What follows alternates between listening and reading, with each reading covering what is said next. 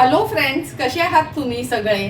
माझ्या हातातली ही प्लेट बघून तुम्हाला आगळं वेगळं काहीतरी दिसत असेल, तर हे दुसरं काहीच नव्हे तर आमच्या वरळीच्या समुद्रात मिळणारे हे मुठे आहेत। हे बघा, हे दिसायला असे असतात, ह्याचे फांगडे पण अगदी जाड आणि असे व्यवस्थित असतात। आपण नेहमीच शेतातले मुठे तर खातच असतो, पण आज मी तुम्हाला आमच्या कोळी पद्धतीने ह्या समुद्रातल्या मुठ्यांचं कालवण कसं बनवायचं ही रेसिपी दाखवणार आहे।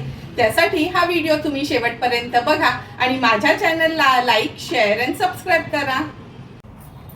आज आपण ह्या समुद्रातल्या मुठ्यांचं कालवण बनवण्यासाठी 1 वाटा ह्या मुठ्यांचा घेतला आहे। घेताना अगदी जिवंतच होते, पण मी आज वरळीवरनं आणलेत म्हणून येता हे बघा, असे हे मुठे दिसायला असतात आणि हे ह्याचे नांगे वगैरे असतात। खायला अगदी छान लागतात हे मुठे।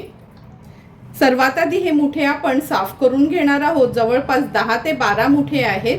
ह्याच्यासाठी आपण 2 टेबलस्पून तेल वापरणार आहोत। एक मीडियम साईजचा कांदा बारीक चिरून घेतला आहे।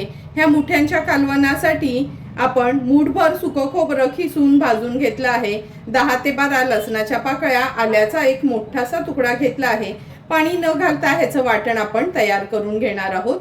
फोडणीसाठी 5-6 लसणाच्या पाकळ्या चेचून घेतल्या आहेत, त्या वापरणार आहोत। अर्धा चमचा हळद, 3 चमचे आपला हा घरचा आगरी कोळी मसाला आणि चवीप्रमाणे मीठ यूज करणार आहोत। तर चला मग सर्वात आधी हे मुठे आहेत ना, मी स्वच्छ धुवून घेते आणि थोडीशी चीर पाडून घेते। नंतर कालवण बनवायला सुरुवात करूया। एका बाजूला आपण हे मुठे स्वच्छ धुवून हे बघा, थोडं कातीनीनं असा एक फटका मारला म्हणजे इझिली खाताना हे मुठे आपल्याला उघडता येतील। नंतर हे जे नांगे आहेत ना, ह्याला पण खलबत्त्याने असं एक अशी दांडी मारून घेतली म्हणजे ना, थोडं चेचून घेतलं का हे बघा, खाताना ह्या नांग्यांमधला बाव पण आपल्याला अगदी सोप्या पद्धतीने काढता येईल। एका बाजूला आपण हे वाटण पण तयार करून घेतलं आहे। आता लगेचच मुठ्यांचं कालवण बनवायला सुरुवात करूया। समुद्रातल्या मुठ्यांचं कालवण बनवण्यासाठी गॅसवर आपण हे पातेलं ठेवलं आहे। 2 मोठे चमचे भरून आपण तेल घेणार आहोत। तेलावर फोडणीला आपण ह्या चेचून घेतलेल्या 4 ते 5 लसणाच्या पाकळ्या घालूया। लसूण थोडासा तेलावर असा परतून घ्यायचे। आता मीडियम साईजचाच एक कांदा घेतला आहे चिरून, तो ॲड करते। गॅसची फ्लेम मीडियमवर ठेवून कांदा पण व्यवस्थित शिजवून घेणार आहोत।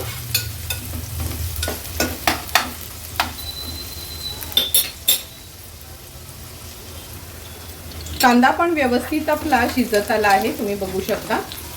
आता आपण ह्याच्यामध्ये अर्धा चमचाच हळद ॲड करणार आहोत। 3 चमचे आपला हा घरचाच रश्मीज रसोई स्पेशल आगरी कोळी मसाला आहे, हा ॲड करतोय। हळद आणि मसाला तेलावर छान परतून घेऊया। जर तुम्हाला पण मी बनवलेला हा आगरी कोळी मसाला घरपोच हवा असेल तर नक्की तुम्ही मला कमेंट करून सांगा, तुम्हाला अगदी घरी हा मसाला अवेलेबल असणार। हळद आणि मसाला तेलावर छान परतून घेतला आहे। आता हे सुकं खोबऱ्याचं वाटण ॲड करूया। वाटण पण तेलावर छान परतून घेते।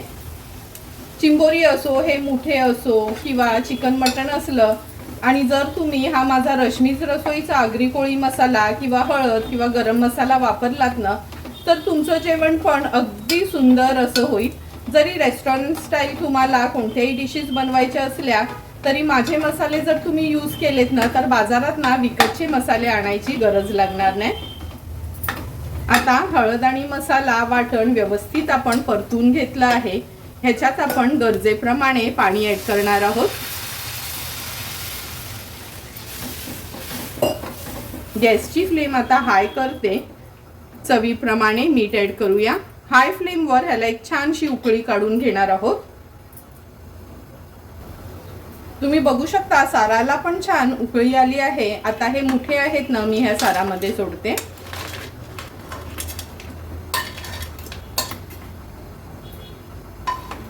व्यवस्थित मिक्स करून घ्यायचे आहे। सुरुवातीला झाकण न ठेवताच आपण ह्याला एक छानशी उकळी काढून घेऊया।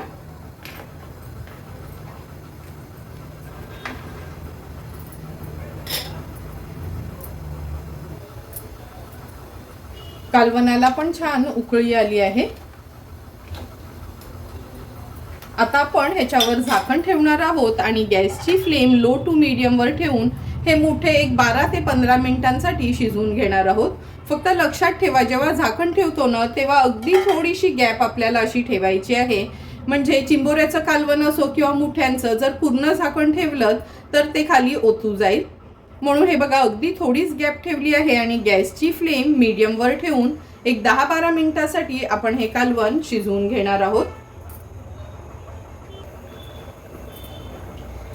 एक 3 ते 4 मिनिटं झाले आहेत. झाकण काढून बघूया.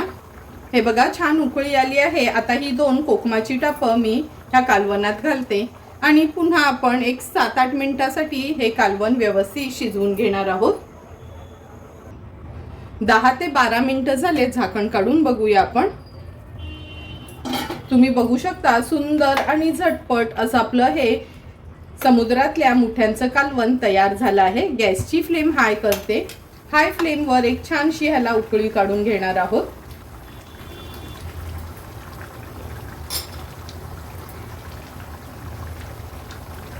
कालवणाला पण छान उकळी आली आहे. आता झाकण ठेवते आणि गॅसची फ्लेम स्विच ऑफ करते. 2 मिनिटं जरा वाफ कमी झाली का आपण हे झाकण उघडून बघणार आहोत. 2 मिनिटं झाली आहेत. झाकण काढून बघूया. तुम्ही बघू शकता किती सुंदर तरी आपल्या ह्या मुठ्यांच्या कालवणाला आली आहे. थोडीशी कोथिंबीर ॲड करते आणि लगेचच आता हे मुठ्यांचं कालवण सर्विंग प्लेटमध्ये आपण सर्व करणार आहोत. सुंदर असं तयार झालेलं हे समुद्रातल्या मुठ्यांचं कालवण आपण ह्या सर्विंग प्लेटमध्ये सर्व करून घेतोय.